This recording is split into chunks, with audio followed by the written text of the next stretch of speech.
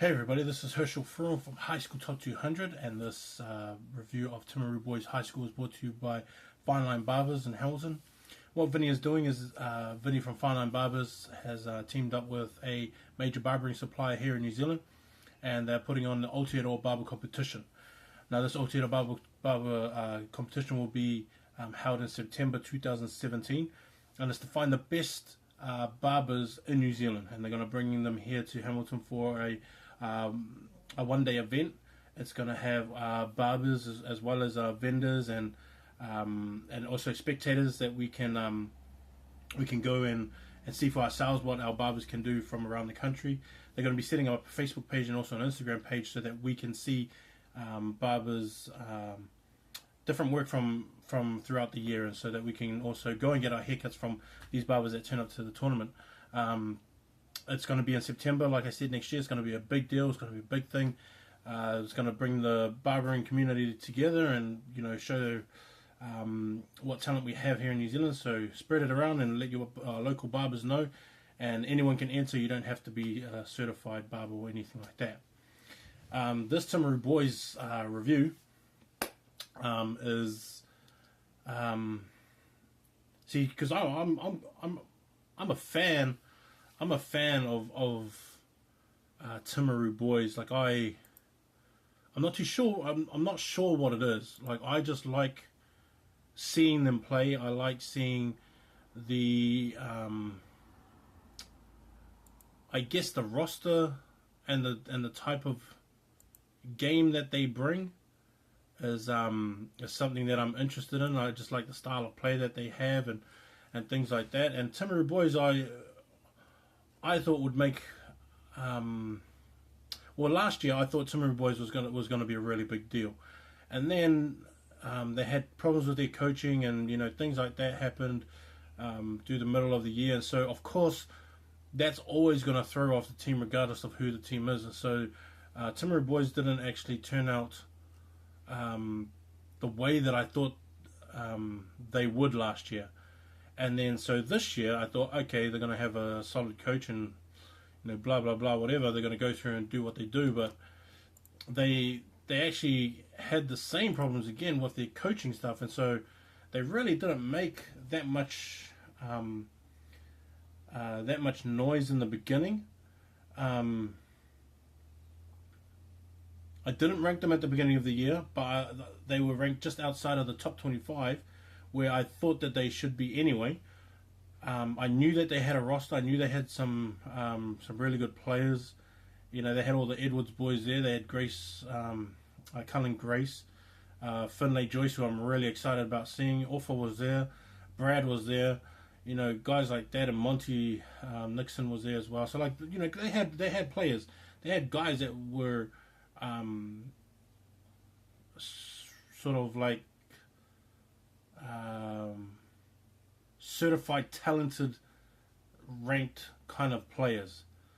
So they started off the year massive, where they beat St Kevin's College 54-0, and then they beat Lincoln High School 92-7, which I don't think any other school even in Christchurch did that to Lincoln High School. 92 points is a lot of points when you think about it. Like that's a massive total to get. Like that's a lot of tries, and that's a lot of open running too. It would have been a lot of open running. Then they beat Ashburton, then they beat Ron Kelly, and then they came up against Christchurch Boys, and 60-0 is not one of those scores that you really want to see all the time.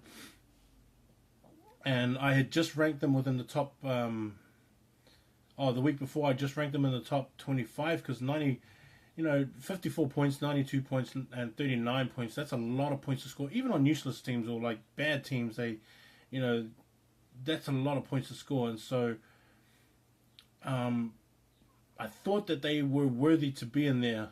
And so when I started ranking them, and then they came up with a bad game against Christchurch Boys, and I thought, okay, well, let's sort of even this out and say that's Christchurch Boys. That's kind of what they do. That's their game kind of thing. And even the mentality, like I've picked out schools who have a mental block against other schools that they just can't beat them. Like even if they have a better roster or they have had a better year, for some reason when they come up against different schools, they just fall apart kind of thing. And I think that's what Timaru Boys is to Christchurch Boys, is that they may have a roster that equals up to them, but then they just fall apart, and that's what I think will happen with them. And then the next week came, and then they lost to St. Bede's. And they lost 21-10, which I actually think that should have been the other way around. Well, that's what I was picking them to win the other way around. It was 21-10 on St. Bede's, but they ended up losing by that. And this is what annoys me. And this is what annoys me about Timaru Boys. Is that they lose 2 games. They win their first 1, 2, 3, 4. They win their first 4, lose 2 games. One of those games they should have won. Then they go around and they beat Shirley Boys, the number 5 ranked team in the country, 17-15. That annoys me because they have the potential that I thought they had. Then all of a sudden they lose a game by 60 points, and then by 11 points to a team that they shouldn't lose to. And then they go around and beat a top-ranked team in the country, and then all of a sudden they win another game, and then they lose another game to Nelson College, who I thought they should have beat. And so, that's where the up and down of, for me, high school players come from. First 15 players come from, is things like that. You really don't know what a school's going to come out like, or what a player's going to come out like. And so, that's the perfect example of what it is. See, even throughout the year, they beat Waimea Combined, who I thought, even at that stage, where I think it was the 1, 2, 3, 4, 5, 6, 7, I think it was their 8th week in the competition, and then they beat Waimea Combined. But at that time, Waimea was better than them, but they still managed to get that win. The week before that, they got smashed by Christ College, but then they come back and win against Waimea Combined. They win against Marlborough, who I still thought was better than them. Then they lose a game to Burnside. They lose a game to Burnside, then they win the next week against Burnside, which is what is going on? That's the kind of thing. And then, if you think about it, Timaru Boys, with the wins that they have even within their competition and the teams that they beat, they really should be up the top. They really should be in the top 4 of the UC Cup, but for some reason just not. And so they have these players Jake and Thomas, Shane in the front row, and guys like that. Cullen Grace, who was an under 18, who was a Crusader under 18 player. Guys that I actually think they should have had maybe one more in there. Offa was played really good, but it just works out that way. But they have the players. It's not like they don't have any talent, because they have a lot of talent. They have a lot of guys that can step up and step into these positions and win these games, but for some reason they don't. And the coaching does have a big part of it. So for me, if the fall apart of that coaching happens within those weeks where they should have won and all that kind of stuff, then I would blame it on that. Now, what that tells me is that if Timaru Boys, all they need is a really good coach that will stick around and that will set a good game plan, they already have the talent.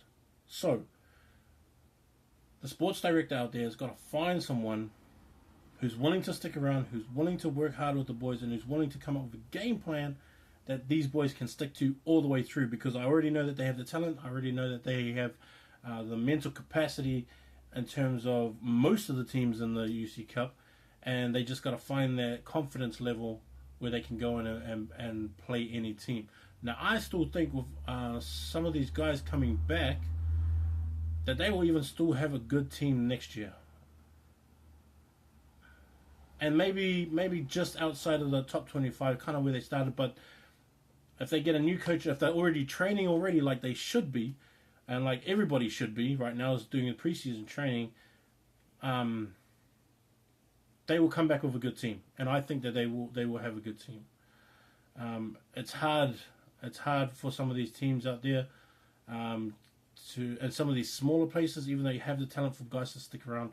And that, to me, is Timaru's Timaru Boys' problem. It's got nothing to do with the kids. It's got nothing to do with the way that they played. It's got to do with the coaching stuff and the way that they coach them and sticking around and making sure they stay. That's what I think it is anyway. That's my review for Timaru Boys. Wait for all the next ones coming up, and also my Year 12 sneak peek Year 12's top 10. Peace.